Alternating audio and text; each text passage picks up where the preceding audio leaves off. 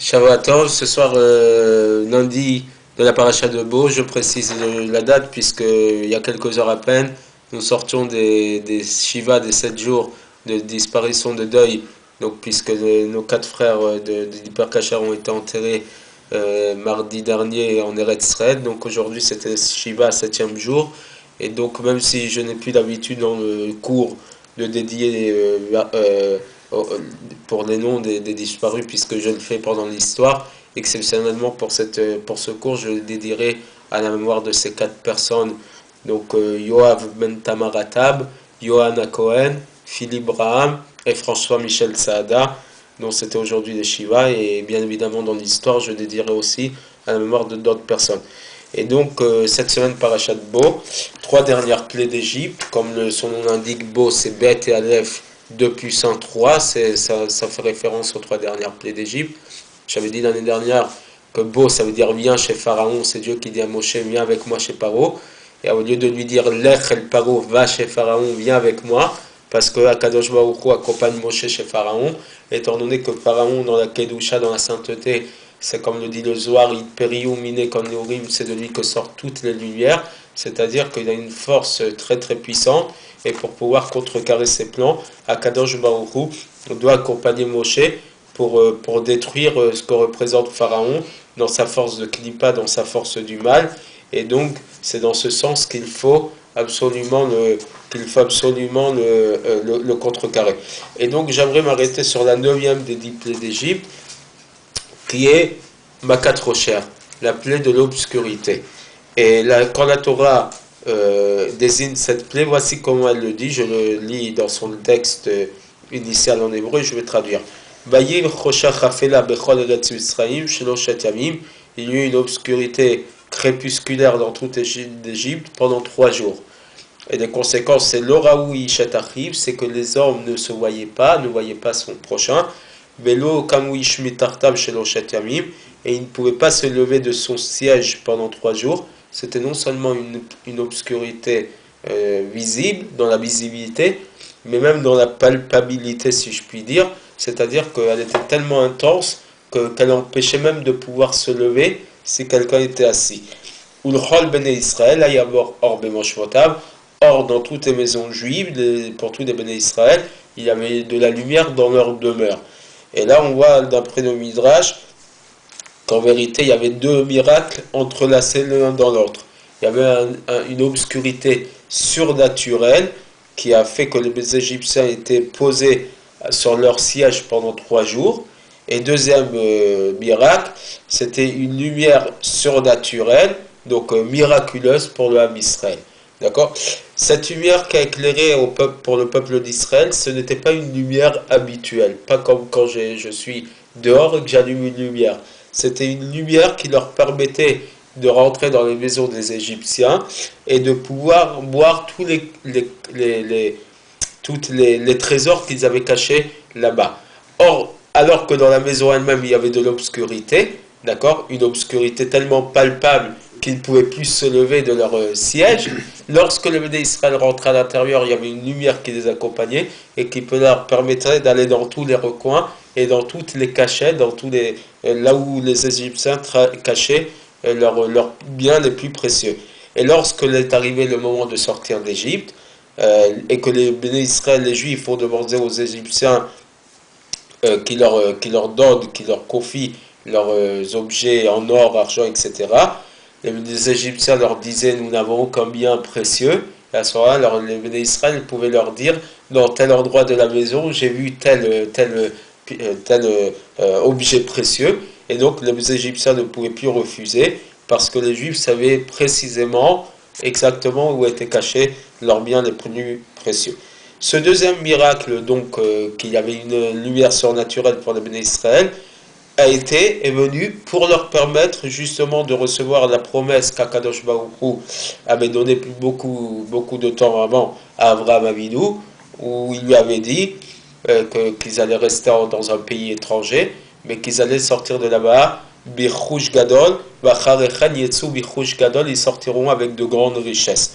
C'est pour ça qu'Akadosh Baruch Hu il a ordonné à Moshe Rabbeinu que les Béné Israël empruntent de leurs voisins égyptiens des ustensiles en argent, en or et des tuniques. Justement pour récupérer cette promesse, ce n'est pas des biens qu'ils doivent emprunter, c'est justement les biens qu'ils vont récupérer par mérite, tout simplement. Esclavage pendant 210 ans, vous méritez un salaire à la fin de 210 ans d'esclavage, et ce n'est que le mérite de ce qu'il vous revient pour toutes ces années d'esclavagisme, non seulement physique, mais même moral, social et financière, entre guillemets.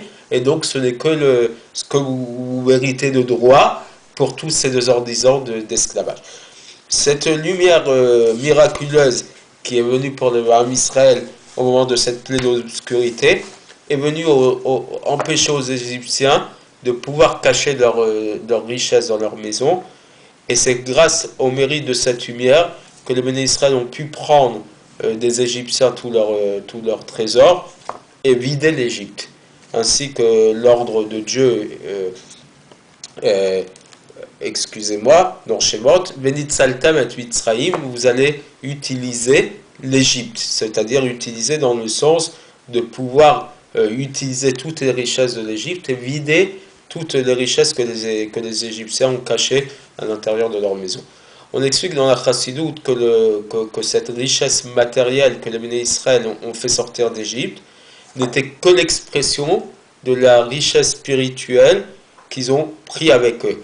Puisque, comme je l'avais dit à l'occasion il y a quelque temps, qu'en vérité, Maïmonide Rambam nous dit qu'aujourd'hui, les seules raisons pour lesquelles nous aurions le droit d'aller vivre en Égypte, c'est soit pour trouver une femme, soit pour un travail, ou soit pour étudier la Torah.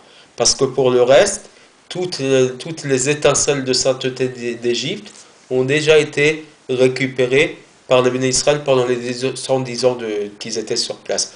Donc cette richesse spirituelle qui constitue les étincelles de sainteté qui est éclairée en Égypte, on les a pris en même temps qu'on est sorti d'Égypte, et aujourd'hui nous n'aurions aucune légitimité autre que ces trois raisons pour aller habiter en Égypte. D'accord ?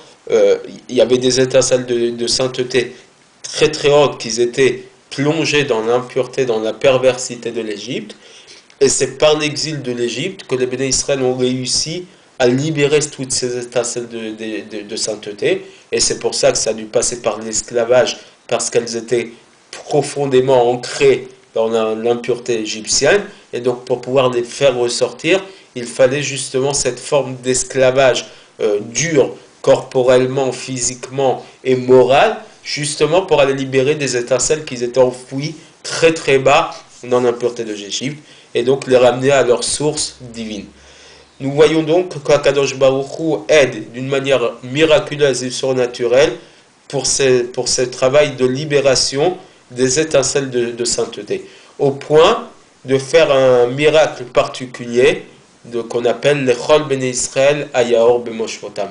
Pour tous les Béné Israël, il y avait de la lumière dans leur demeure. Ce deuxième miracle, qui semble apparemment pas si utile que ça, d'accord, vu que l'importance c'était d'apporter de l'obscurité aux Égyptiens, le fait qu'Akadosh Baruch Hu apportait de la lumière, une lumière spéciale dans les maisons des Juifs, c'était qu'Akadosh Baruch Hu a donné cette force qui permet de pénétrer vers les profondeurs des caches, des cachettes des Égyptiens et de faire sortir de là-bas le grand trésor, la grande richesse qu'il faut libérer précisément. Et même nous, dans cette galoute où nous nous trouvons, nous nous préoccuperons à libérer les étincelles de sainteté qui s'éparpillent dans le monde. Et j'aimerais dire, en faisant une petite parenthèse là-dessus, j'ai été interpellé ces derniers jours par rapport à certains messages que des rabbanim d'Eretz Israël, des grandes personnalités, ont fait sortir pour nous dire que les Juifs de France étaient en danger, qu'il fallait absolument faire sa liya et que c'était très urgent. Et ma réponse a été celle-ci, et je ne m'appuie pas sur ma seule parole, mais même des grands rabbins, notamment l'ancien grand rabbin de France, le Rav Yosef Chaim Sitruk, qu'Akadosh Baruch Hu lui donne une refoua shema, une guérison complète, lui-même qui est très conscient et peut-être plus conscient de la situation que ces rabbins qui se trouvent en Israël, malgré leur grandeur, malgré leur amour du prochain, je pense que c'est assez difficile de leur part de prendre position par rapport à la situation des Juifs de France qui, eux, doivent préparer leur aliyah. On ne peut pas partir urgente sans tenir compte des impondérables, des à côté. D'accord? Il faut préparer son alia. Jusqu'à présent, en France, nous avions des étincelles de sainteté qui étaient en France. Grâce à Rachi, grâce aux grands rabbinim qu'on a eu en France, grâce aux tzadikim qui sont passés par la France, on s'est préoccupé de réparer, de récupérer cette étincelle de sainteté qui se trouvait en France et en Europe. Aujourd'hui, je pense qu'on nous sommes au bout du chemin. Les événements nous le montrent bien. Nous avons de moins en moins notre place ici. Bien que je félicite le Premier ministre Manuel Valls pour le discours qu'il a tenu la semaine dernière à l'Assemblée nationale, où il a bien dit, encore une fois, et avec beaucoup de force, beaucoup d'émotion, on voyait des larmes dans ses yeux, quand il disait que les Juifs de France devaient être protégés, que la France sans ces Juifs n'était pas la France, et qu'il a remis en cause ces pseudo-humoristes qui faisaient l'apologie du terrorisme. Mais aujourd'hui, nous nous rendons compte par les événements que notre place en France est en train d'être de plus en plus injustifiée par la population, par les gens. Et donc, nous sommes en train de récupérer les dernières étincelles de sainteté qui se trouvaient en France et peut-être dans l'Europe dans son ensemble, sont en train d'être réparées. C'est pour ça que notre place n'est peut-être plus ici, mais encore une fois, ça doit se préparer. Et il faut bien préparer notre aliyah de la manière la plus juste possible, de la manière la mieux préparée, pour que justement nous ne partions pas pour des mauvaises raisons, nous ne partons pas pour quitter la France, nous partons pour aller en Eretz Israël. D'accord? C'est pour moi une nuance très très très importante. D'ailleurs, le nom de la paracha c'est beau, viens chez Pharaon, et on ne dit pas Lech el Paro, va chez Pharaon. On ne dit pas va en Eretz Israël, on nous dit viens en Eretz Israël. On ne dit pas va faire ton aliyah, on demande à Mashiach de venir. Viens toi Mashiach vers nous. C'est une nuance qui est pour moi importante. C'est de ne pas partir, c'est de ne pas aller, c'est de venir. C'est d'arriver en terre d'Israël. Et donc nous aussi, dans cette galoute, nous nous préoccupons essentiellement de libérer ces étincelles de sainteté qui se sont éparpillées dans le monde. Et lorsque le juif se préoccupe dans ses occupations matérielles, le Shem Shamaïm, pour la sanctification du nom d'Hachem, en utilisant toutes ces étincelles, toutes ces préoccupations pour le service de Dieu, il les relève, il les élève vers la sainteté et vers leur source essentielle. Et là, la Torah vient nous donner aussi une allusion, c'est que même lorsque le juif se trouve en exil, en terre d'Égypte, avant que la Géoula vienne, Akadosh Baruch Hu lui prépare des miracles particuliers qui vont l'aider dans son service de Dieu. Et même lorsque, comme le verset le dit dans la prophétie d'Isaïe, d'Ishaya, que l'obscurité va recouvrir la terre et que le crépuscule va plonger toutes les nations dans l'obscurité, d'accord? À ce moment-là, Alayich Izrach Hashem, Dieu va apporter de la lumière sur toi, sur le peuple d'Israël, sur ceux qui méritent la lumière. Et ça, c'est la véritable orbe Moshvotam, la lumière qui se trouvait dans les demeures des Hébreux en Égypte, et qui va permettre à tous les Juifs de se préparer avec une joie et avec beaucoup de satisfaction à recevoir Mashiach très très prochainement. Juste, j'aimerais finir en disant un petit mot, et je sais que ce petit mot est quelque part inutile, parce que tout le monde a pris sur soi, mais aujourd'hui, plus qu'à un autre moment, nous devons avoir une gratitude pour des personnes qui protègent nos synagogues jour après jour. Je parle ici des militaires qui tous les jours se trouvent dans tous les lieux saints de notre patrimoine, toutes les synagogues, des écoles juives qui protègent les magasins juifs, toutes les boutiques juives. Et je sais combien de parmi nous sont en train de chaque jour leur apporter de la nourriture, de les saluer, de les remercier physiquement et verbalement pour tout le travail qu'ils font, bien que ça fasse partie de leur devoir en tant que militaires de carrière ou militaires pendant leur année de service militaire de faire ce travail-là. Mais je crois que c'est un véritable Kiddush Hashem. C'est pratiquement un ordre que j'ai demandé, que j'ai donné aux membres de ma communauté ce Shabbat, où je leur ai demandé de remercier tous les militaires, d'aller les saluer à la sortie de la synagogue le Shabbat lorsqu'ils nous protègent, de leur apporter de la nourriture, les petits pains au chocolat. Il y a même certaines blagues qui tournent sur Facebook et autres où on dit qu'ils vont tellement grossir par toute la nourriture que les Juifs leur apportent qu'ils n'auront plus de force, que l'armée française devra agrandir, changer les uniformes parce qu'ils vont prendre du poids. Bon, c'est une forme assez marrante pour raconter. Et véritablement, nous leur devons beaucoup de remerciements, beaucoup de gratitude pour ce devoir qu'ils remplissent envers notre communauté. Et je suis sûr et certain que si certains militaires étaient racistes, antisémites, avant d'avoir connu cette expérience, leur vision est en train de changer.